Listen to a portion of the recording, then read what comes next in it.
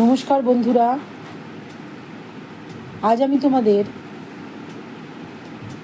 আমি দেখি কবিতার বিষয়বস্তু আলোচনা করব, যা উচ্চ মাধ্যমিকের একটি পাঠ্য কবিতা। শক্তি চট্টোপাধ্যায় রচিত আমি দেখি কবিতাটি তার অঙ্গুরিতোর হিরণ্যজল কাব্যগ্রন্থ থেকে নেওয়া হয়েছে। আমি দেখি কবিতায় কবি শক্তি চট্টোপাধ্যায় সবুজের প্রতি তার তীব্র আক্ষেপ বা আকাঙ্ক্ষাকে প্রকাশ করেছেন।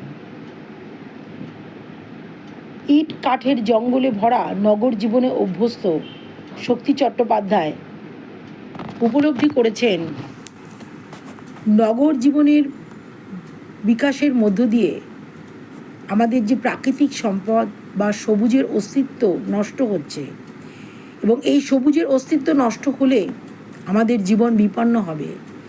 তাই আমাদের নিজেদের আরোগ্যের জন্যেই সবুজের ভীষণ প্রয়োজন। তাই কবি তার বাগানে গাছ লাগাতে বলেছেন। দীর্ঘদিন জঙ্গলে যাওয়া হয়নি কবির, সবুজের সঙ্গে তার সাক্ষাৎ হয়নি। নগর জীবনে অভ্যস্ত কবি তাই বলেছেন, নগরায়ন বিকাশের সাথে সাথে যেন নগরের অসুখ সারা প্রকৃতিকে গ্রাস করে নিচ্ছে। কারণ নগরায়ন বিকাশের সাথে সাথে প্রচুর গাছপালাকে কেটে ফেলা হচ্ছে, তার ফলে আমাদের সবুজের বিনাশ হচ্ছে। তাই কবি বলেছেন, সবাইকে গাছ লাগাতে বলেছেন, কারণ গাছ না লাগালে প্রাণী জগৎ কিন্তু বাঁচবে না এবং তারা তাদের অস্তিত্বের সংকট দেখা দেবে।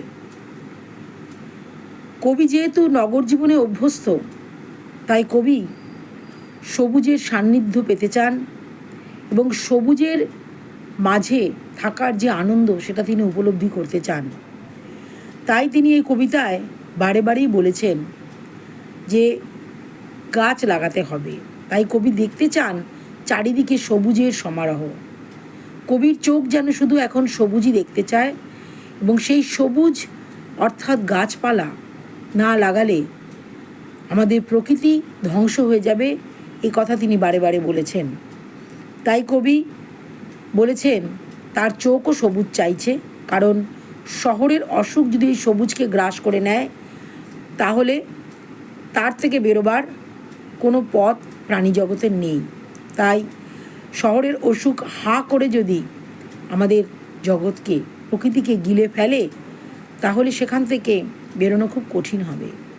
তাই সেই অসুখ থেকে বেরোবার জন্য আমাদের একমাত্র ওষুধ হচ্ছে সবুজের সমারোহ।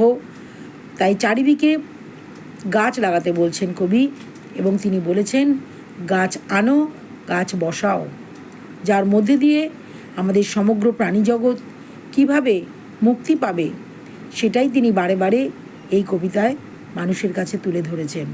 নমস্কার বন্ধুরা।